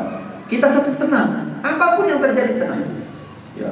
Menghadapi masalah yang besar, jangan pusing. Katakan kepada masalah yang besar, wahai masalah yang besar, aku punya Allah yang maha besar. Wah, gitu ya. Semuanya kecil, nggak ada apa-apanya kalau Allah sudah ikut andil. Ya, masih ingat peristiwa Isra Mi'raj? Ya. Kalau kita lihat ya sejarah Isra Mi'raj itu ya. Isra Mi'raj itu ya, terjadi ketika Rasulullah sedang menghadapi masalah besar. Ya, Rasul punya masalah besar. Masalahnya apa? Jadi pada tahun terjadinya Isra Mi'raj itu, Rasul mendapatkan banyak musibah. Pertama, pamannya yang bernama Abu Thalib meninggal. Padahal pamannya inilah yang memberikan perlindungan dari kejahatan kafir Quraisy, memberi perlindungan, ya, memberikan jaminan, dan seterusnya, gitu ya. Orang kafir Quraisy itu sungkan dengan Abu Thalib, gitu ya. Abu Thalib meninggal, tidak lama setelah itu, 3 bulan setelah istrinya, yang juga pendukung dakwah utamanya, Khadijah meninggal. Rasul sudah gak ada pendukung utama dalam dakwahnya. Masalah besar. Maka sampai disebut sebagai Amul Husni, tahun duka cita. Nah kemudian Rasulullah pergi ke Taif, minta bantuan orang Taif, minta bantuan untuk dakwahnya, kan begitu ya, minta perlindungan dakwah. Ternyata bukannya mendapatkan bantuan, sampai dilempari batu, sampai berdarah-darah, sampai malaikat Jibril gak terima. Ya, matur kepada Kanjeng Nabi, Muhammad, bagaimana kalau begitu ini kita balik, kita jatuhkan kepada penduduk Taif yang telah menyakiti kamu? Oh jangan. Kata Rasulullah, mereka berbuat seperti itu karena mereka belum paham. Ya, Masya Allah, tidak ada dendam, tidak ada emosi, tidak ada amarah, gitu ya. Jangan, itu mereka berbuat seperti itu karena belum paham. Nah dalam situasi seperti itu, Rasulullah dipanggil oleh Allah lewat peristiwa Isra Mi'raj. Ketika Rasul sudah berada di dekat Allah, itu Allah ingin memberikan motivasi dan semangat kepada Rasulullah, seolah-olah mengatakan, Muhammad, setelah kamu berada di dekatku, coba lihat bumi tempat kamu beraktivitas. Kamu lihat dari sini dekat apa kecil apa besar? Kecil, gak ada apa-apanya. Orang-orang yang menyakitimu, yang mau membunuhmu, yang mengganggu dakwamu, setelah kamu dekat denganmu, setelah kamu dekat denganku, coba lihat, kelihatan nggak mereka? Tidak kelihatan. Artinya apa? Ketika kita punya masalah besar, mendekatlah kepada Allah yang Maha Besar, maka semuanya menjadi tampak kecil di hadapan Allah Subhanahu wa Ta'ala. Seperti Rasulullah SAW ketika menghadapi masalah besar, beliau menghadap kepada Allah yang Maha Besar. Akhirnya semuanya menjadi begitu kecil. Ketika Rasul sudah turun kembali, gitu ya, setelah Allah berikan kemenangan-kemenangan besar. Nah, begitu halnya kita. Libatkan Allah dalam segala urusan kita, ya. Jadi jangan gampang panik, gitu ya. Jadi ketika ada masalah, tenang dulu, ya. Setelah itu matur sama Allah. Contoh kasus yang real, gitu ya, terjadi di Paris. Jamaah saya, jamaah pengajian ibu-ibu, ya, Ustaz, saya punya anak lagi nakal, Ustaz, ya. Anak saya sudah kuliah, sudah besar, tapi masya Allah, jangankan menyenangkan dan membahagiakan hati saya, tidak bikin masalah saja sudah untung. Tiap hari bikin masalah, saya malu sama lingkungan, saya sakit hati dengan sikap dan perbuatannya. Gitu. Nah terus saya tanya, yang sudah jenengan lakukan mengatasi itu gimana? Gitu. Ya setiap hari saya marahin anak saya. Gitu ya. Saya marahin, kemudian sekarang saya tidak mudah untuk kasih uang. Dia minta uang sekalipun tidak saya kasih. Waktunya makan saya cuekin, saya tak peduli dia makan atau tidak. Tidak saya ajak bicara, saya cuekin. Saya tanya setelah itu, terus ada perubahan positif apa dengan sikap jenengan seperti itu? Ya udah ada. Begitu ya. Anak saya tambah teman. Kadang-kadang ngambil uang nggak bilang-bilang, mencuri uang saya. Begitu ya. Berarti yang jenengan lakukan itu kira-kira benar nggak? Ya udah tahu Ustaz, makanya saya curhat sama jenengan. Begitu ya. Nah, sekarang begini, caranya gampang Ustaz. Gimana Ustaz? Anak jenengan itu amanah dari Allah, titipan dari Allah. Kalau jenengan sudah tidak sanggup dititipi oleh Allah, kembalikan kepada Allah. Artinya apa? Matur sama Gusti Allah, bukan dibunuh, kembalikan sama Allah kepada Allah dibunuh. Bukan, artinya matur sama Gusti Allah. Nah gitu ya.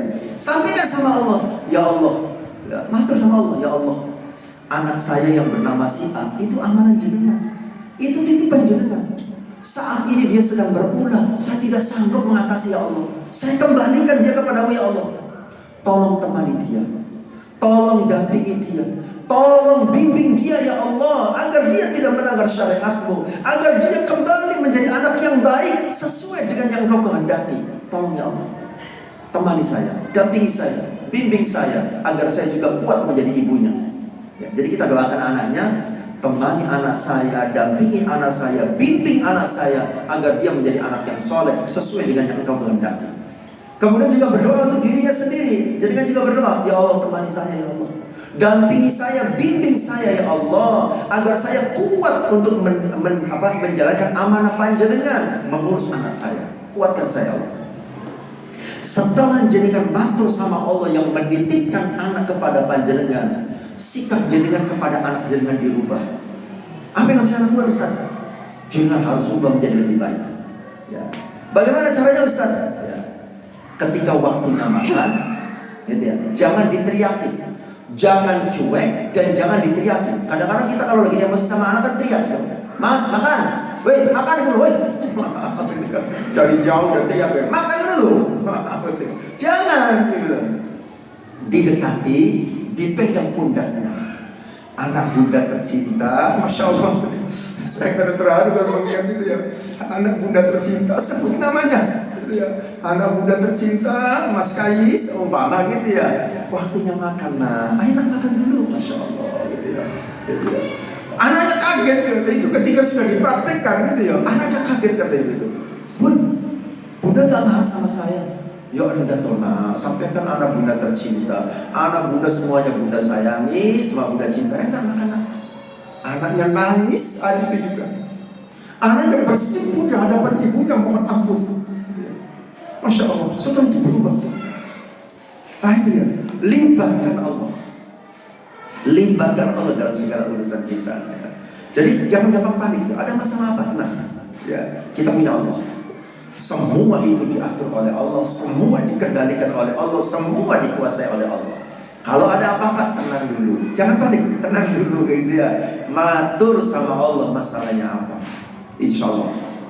Kalau Allah sudah berkehendak, Allah akan mengatur alam semesta ya untuk mewujudkan doa-doa hambanya. Itu akan diatur oleh Allah. Ya. Ada masalah apapun. Saya pernah, ini kasus anak saya sendiri. Ya. Saya mau berangkat isi pengajian. Anak saya yang paling kecil, yang nomor 4, yang masih 5 tahun, nangis, ngamuk-ngamuk, minta ikut. Kalau saya mau isi pengajian, ya, dipegang sama istri saya, wah masih nggak mau lepas, gitu ya. Sampai saya nggak tega gitu ya. Saya mau batalkan pengajian itu. Ya. Kata istri jangan. Ya. Bagaimana perasaan yang undang tiba-tiba mendadak dibatalkan? Betapa paniknya, apalagi kalau nanti yang diundang sudah datang, jamaah sudah datang, terus dengan nggak datang itu nanti bagaimana? Berangkat saja. Biar ini saya atasi, kata istri saya begitu. Nah akhirnya saya tetap berangkat, saya nangis gitu ya. Setelah berbelok rumah sudah tidak kelihatan, saya berhenti. Saya diam sejenak, saya matur sama Allah. Ya Allah, anak saya yang bernama Muhammad Rafan Uwais Al-Qarni itu amanah dari panjenengan. Saat ini dia sedang mengamuk, minta ikut. Saya mohon kepada Ya Allah, temani dia, dampingi dia, bimbing dia, tenangkan dia. Bismillah, tawakkaltu alaika ya Allah. Saya berangkat. Sampai di tempat tujuan, ya, saya telepon istri saya. Bun, gimana Rafan? Alhamdulillah, jenengan belok sudah nggak kelihatan. Dia saya gendong, diam saja, biasa saja. Begitu ya. Tapi setelah itu minta mixui kata begitu. Ya udah apa-apa begitu. Bun, mixui kata begitu ya. Oke, yang penting kan tidak ngamuk gitu ya. Ya, libatkan Allah, masya Allah. Tenangkan hati kita, langsung fokus. Allah itu maha melihat, Allah itu maha mendengar, gitu ya. Kita ini kan seringkali membicarakan Allah, tapi jarang berbicara sama Allah. Ya, kita sering membicarakan Allah. Allah itu ada, Allah itu maha kuasa, Allah itu maha besar. Itu artinya kita sedang membicarakan Allah. Tapi pertanyaan, seberapa sering kita berbicara sama Allah? Berbicara sama Allah tidak harus dalam sholat. Ya. Kita bisa saja sedang diam sendiri, gak ada aktivitas yang dilakukan, kita diam, kita komunikasi sama Allah. Ya Allah, anak saya sedang sekolah di luar kota. Saya tidak bisa mengawasinya 24 jam ya Allah. Tolong temani dia, tolong dampingi dia, tolong bimbing dia agar dia tidak melanggar syariatmu. Tolong temani dia, tolong dampingi dia, tolong bimbing dia ya Allah. Mudahkan segala urusannya. Matur sama Allah. Kita nggak bisa ngawasi anak kita 24 jam, ya kan? Apalagi mereka sudah semakin beranjak besar, semakin beranjak dewasa, kita tidak bisa mengawasinya. Makanya matur sama Allah biar kita tidak stres memikirkannya.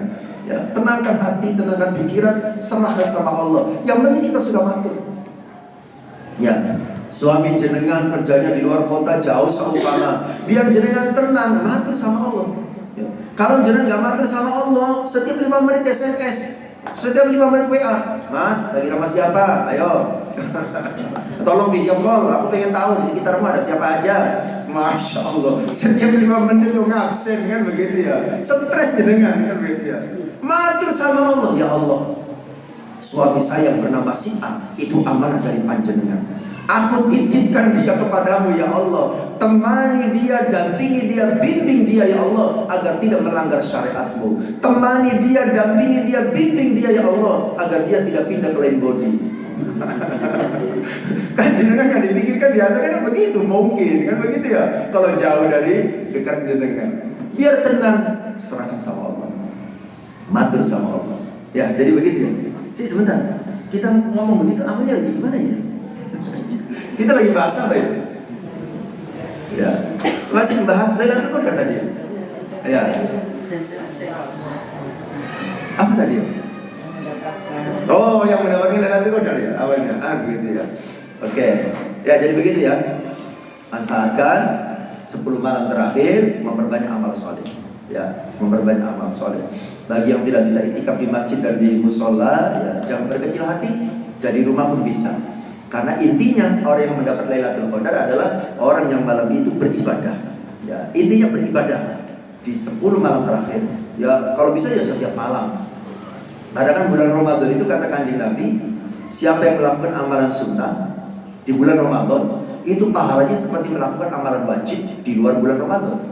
Siapa yang melakukan satu amalan wajib di bulan Ramadan, pahalanya seperti 70 amalan wajib di luar bulan Ramadan. Nah, jadi tetap sekalipun tidak di Lailatul Qadar, ada pelipat gandaan pahala. Memang khusus di Lailatul Qadar pelipat gandaan pahalanya lebih dari 83 tahun. Oke, saya kira ini saja, gitu. Sudah, Ustaz. Oh, ada lagi? Sudah, Ustaz. Masih lagi? Sudah ya. Ya, baik. Sudah. Ya, sudah setengah 10? Ya. Saya dari jam 3 ya, berangkat dari rumah karena subuh kajian di Al-Ikhlas Qatar. Ya. Kemudian saya nyambung di sini, nanti khotbah Jumat di Telkom, dari Telkom kemudian di Majlis Taklim di Sahul Jannah, Budila Catering jam 2 sampai jam 3, habis asar kajian buka bersama di Ngadilui. Ya. Setelah itu baru kembali pulang ke rumah. Jadi dari pagi nggak pulang. Baik, demikian. Mudah-mudahan kita semua diberikan kesehatan oleh Allah Subhanahu wa taala, diberikan umur yang panjang dan barokah, dimudahkan segala urusannya, dicapaikan semua harapan, cita-cita dan keinginannya, dilunaskan semua utang-utangnya, dan anak-anak dijadikan sebagai anak-anak yang soleh dan solihah, yang sukses masa depannya, membanggakan dan membahagiakan hati orang tuanya, dan bisa mendoakan orang tuanya ketika meninggal nanti, dan mudah-mudahan kita semua diberikan husnul khotimah. Ada hadis dia wala kulli niyatin shalihah. Al-Fatihah.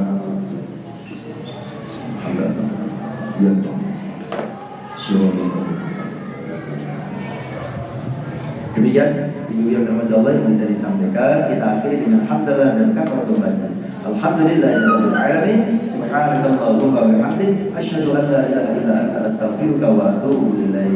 Assalamualaikum warahmatullahi wabarakatuh.